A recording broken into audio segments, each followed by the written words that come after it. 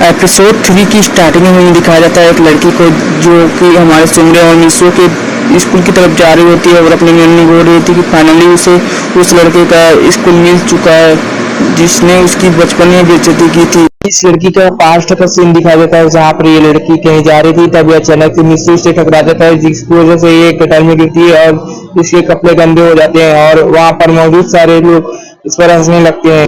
मिसो जो होता है वो बिना माफी मांगे और इसके हेल्प करे वहां से चला जाता है और ये लड़की इसे एटीट्यूड समझती है और बोलती है कि मैं अपने इस इंसल्ट का बदला लेकर ही रहूंगी।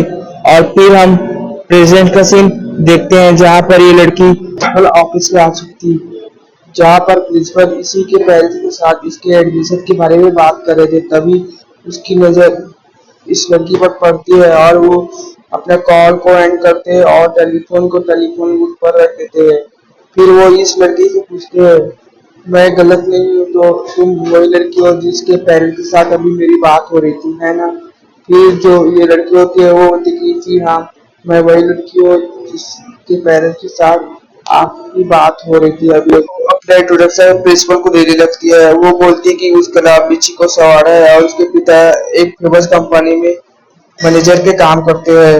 अब प्रिंसिपल इस लड़की के पूरे इंट्रोडक्शन सुनने के बाद उससे बोलते हैं, तो तुम वही लड़की हो ना जो पिछले साल हमारे यहाँ स्कूल में हुए एक चेंज फंक्शन के दौरान यहाँ पर आई थी, है ना? मैंने ठीक ही कहा ना?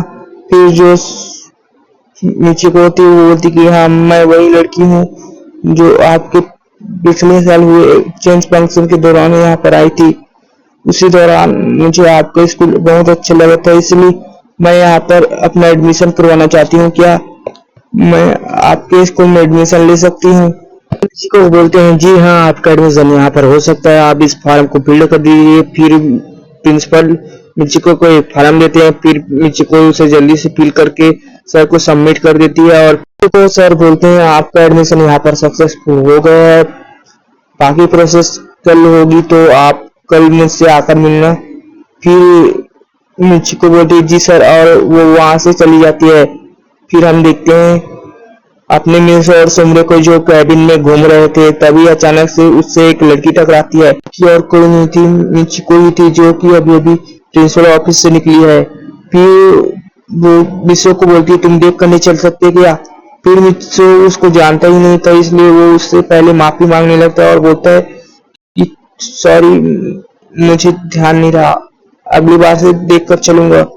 फिर वो उससे माफी मांगकर आगे बढ़ने लगता है सुमरे के साथ, लेकिन को इस बार मित्सो को माफी मांगने के बावजूद आगे नहीं बढ़ने देती। वो उसके सामने जाकर बोलती है, हे लड़के, तुम उस दिन भी मुझसे माफी मांगे बिना ही चले गए थे और अब भी वैसे ही करने वाले थे, लेकिन इस लड़की की वजह से तुम मुझसे माफी मांग रहे हो, है ना?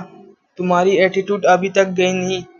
और फिर वो कुछ भी बोलने लगती है। मिसो को यहाँ पर कुछ समझ नहीं आ रहा था, तो वो उस लड़की को बोलता है, देखो लड़की, मैं तुम्हें बता दूं कि मैं आज पहली बार तुमसे मिल रहा हूँ और मैं उस दिन जल्दी में था क्योंकि उस दिन मेरा फर्स्ट दिन था स्कूल में और उस दिन मैं इसलिए तुमसे माफी नहीं मांग पाया और उसके लिए मैं आज तुमसे माफी मांगता हूँ। प्लीज अब मुझे माफ कर दो, मुझे यहाँ से जाने दो। मिचिको यहाँ पर मिसो को माफ नहीं करती। वो उसे यह कहकर निकल जाती है कि वो उस दिन का बदला लेकर ही रहेगी। और अब हम देखते हैं मिसो जो होता है वो सुमरे के पास आता है और सुमरे को बोलता है, अजीब सी लड़की थी, मैं इस लड़की को आज मिल रहा हूँ और ये लड़की मुझसे बदला लेने की बात कर रही है। सुमरे मिसो से पूछने लगती है कि ये लड़की कौन थी और ये उसे कैसे जानती है। फिर वो उसे बताता है कि उसका नाम मिचिको है और उसे वो बदला लेने यहाँ पर आई है क्योंकि उस दिन गलती से वो उससे टकरा गया था और एक गटर में गिर गई थी जिसकी वजह से उसके कपड़े गंदे हो गए थे और मैं उस दिन बहुत जल्दी में था इसलिए उससे माफी भी नहीं मांग पाया। इसकी वजह से उसकी काफी बेइज्जती हुई है, इसलिए वो उस बेइज्जती की बदला लेने मुझसे यहाँ पर आई है। फिर जो मिसो होता है वो कहता है कि तुम ये बात छोड़ो, अब हमें अपने क्लास में चलना चाहिए सुमरे। और वो सुमरे के साथ अपने क्लास में चला जाता है। अब उन दोनों का दिन ऐसे ही बीत जाता है और स्कूल की छुट्टी हो जाती है। जाने के बाद मिसो जो होता है वो सुमरे के साथ गेट के बाहर निकलता है और सुमरे उसे अपना ख्याल रखने के लिए बोलने के साथ उसे बैठकर कार में बैठकर अपने अपार्टमेंट के लिए चले जाते हैं और मिसो भी अपने घर के लिए निकल जाता है सुमरे से बाय कहते हुए। मैं थोड़ी देर बाद दिखाया जाता है मिसो अपने घर आ जाता है और अपने रूम में चला जाता है और अपने रोबोट को एक्टिवेट करते हुए अपने परमानेंट ड्यूटी के लिए निकल जाता है। उसे वहां पर पाको पहले से उसकी इंतजार करते हुए मिलती है।